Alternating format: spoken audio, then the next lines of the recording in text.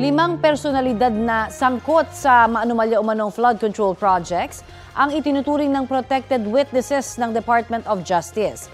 Sila ay sina Sara at Pacifico Curly Discaya, dating DPWH Bulacan 1st District Engineer Henry Alcantara, at dating DPWH Bulacan Assistant District Engineers Bryce Hernandez at JP Mendoza.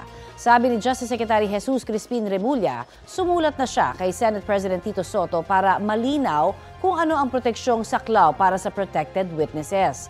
Paglilinaw ni Remulla, iba ang protected witness sa state witness.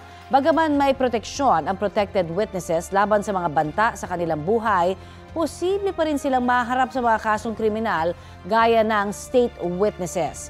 Korte raw ang magpapasya kung sino ang kwalipikadong maging state witness.